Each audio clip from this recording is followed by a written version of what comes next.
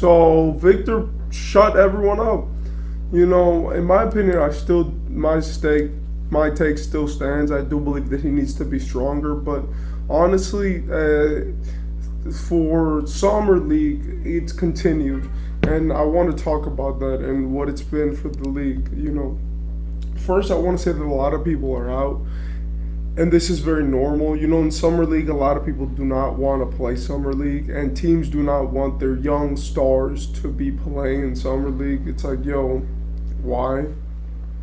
But normally stars will care more about summer league the second year after they've already been in the NBA, and you could see that this year as Jaden Ivey's playing. You could see Jabari Smith Jr.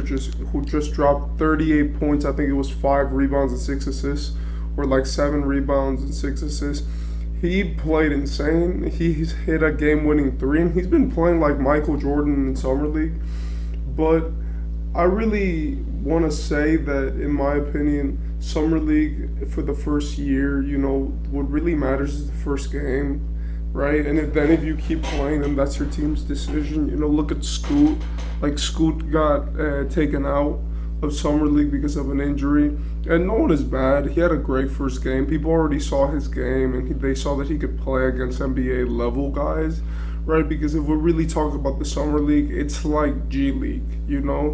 It's like the G League in terms of that it's NBA level talent, but it's not the NBA, right? Like, Scoot is not getting guarded by Marcus Smart, by Drew Holiday, right? It's like Brandon Miller's not getting guarded or having to guard LeBron.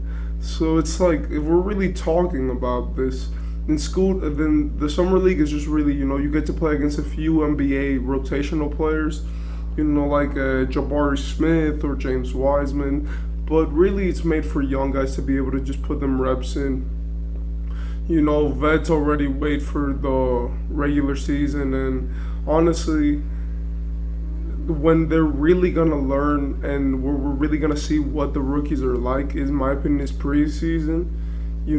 Because then they're gonna actually be playing against a full team of NBA players, and then that's gonna be a different environment for them. But it's always good to see. Now, one person that I do want to talk about is Victor Wembanyama.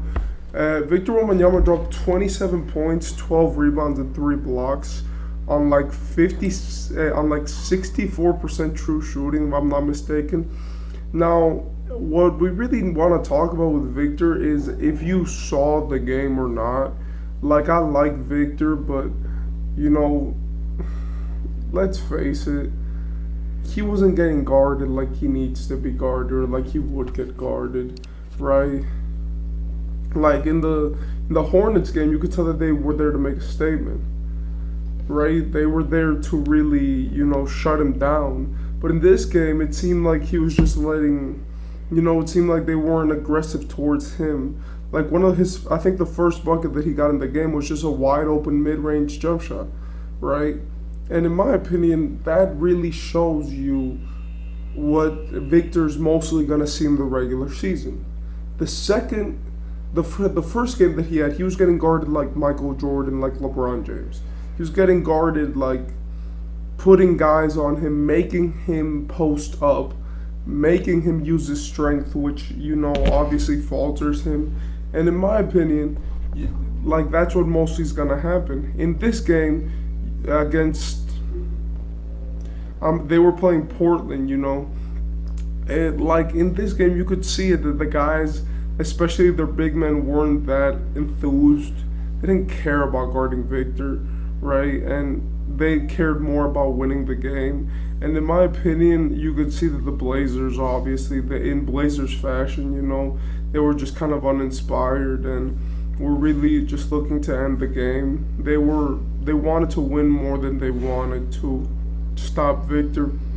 And you could see that because most of his points were just like right next to the basket, or like he was probably a bit open, right? Or he was getting a rebound from a missed shot and then they just let him dunk it and then fouled him. And it was like, if you really saw the game and you broke it down, you could see that Victor Wembanyama is going to struggle in the NBA playoffs if he keeps going like this. I saw the summer league game with the Blazers, his second game, and he had a phenomenal game. But most of the ones and most of the things that he was doing in this game were because of bad defense. He had a couple of good buckets, but let's face it, the dude is gonna have trouble when there are defenders who are just at his chin with defense and who actually care about locking him up. That's what we saw with Charlotte, especially Brandon Miller, who took pride in showing him, like, yo, I was drafted after you, but I'm going to show the world something, like a side of you. And in my opinion, that's the biggest problem with him. It's obvious that his strength is an issue and that he needs to be stronger. Like, he was left wide open for three in his last play. And apart from that, also, to wrap up the Wembanyama topic, I want to talk about, another player who was looked at in summer league and was, highlighted for his injury and for his build, which is Chet Holmgren, right? And he's been doing good. I like what Chet's been doing. He's been in summer league. He dropped 16 points, 10 rebounds, and 2 blocks. I like that he's a great player, and the fact that he can actually shoot threes, he can get rebounds, and something that I saw of him, that he played a second game now in summer league, was that he's protecting his body more. You could see that when someone comes into the NBA, or at least when they get to that professional level, they're trying to get everything, right then and there. They're trying to get all the rebounds. They're trying to put their body out there. And that works for a guy like Zion Williamson, who you take a shoulder by Zion and you won't get up for 2 days, right? Or it works for a guy, like James Wiseman, who already came in with a solid and structured build, even though James Wiseman didn't really make it that far in the NBA. But for those guys who already come in with the muscle and the strength, right, or enough strength to already play in the NBA, it works. But for guys like, that's why you see, in my opinion, that Victor's so trained, right? Like, Victor, in my opinion, all that he was doing in France was training to come to the NBA. Because even though he had nerves in his first game, that's just something that you obviously have to deal with. But you could see it, that he protects his body, he goes hard and he plays hard, but he's not trying to throw himself out there. And I like that, because for these guys like Chet, and Chet especially, who last year went to the Drew League in the summer, when LeBron was playing and when all these NBA superstars, he signed up. It was pretty exciting until LeBron was literally driving to the rim, just driving. He didn't even put like a lot of force on Chet. He was just running forward and Chet was running backwards, and then I think LeBron put maybe his shoulder on him and it wasn't even hard. And then in the end, Chet Holmgren got injured and he missed the whole season. So in my opinion, with these NBA guys, especially with these guys that are built like these two dudes are built, the main priority should be to protect your body as you are gaining muscle. I saw something that Chet has apparently gained like 10 pounds of weight. With a guy who's that tall, he's like 7'1", 7'2", you're not going to see the muscle instantly, because they're not trying to gain weight, they're trying to gain muscle, and also their legs need time to grow.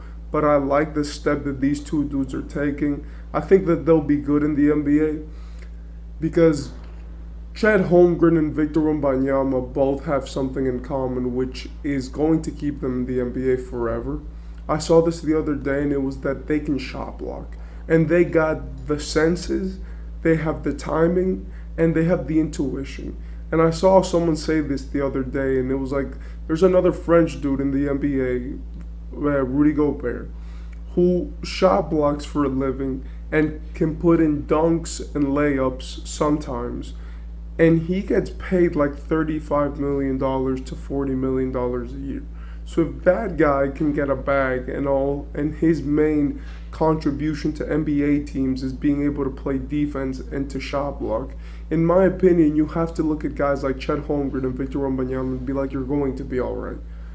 If everything else fails, you could just block a lot of shots, right? Block three-pointers, play perimeter, play inside, and then just have another stronger big man on your team, which will actually guard one-on-one the centers. So in my opinion, that gives me a lot of security for these guys, and that's why I think that they'll be fine for years to come in the NBA, because both of them have, that skill and that intuition, which really you have to work a lot and be very good and very blessed to have. So I think that both of these guys will be fine.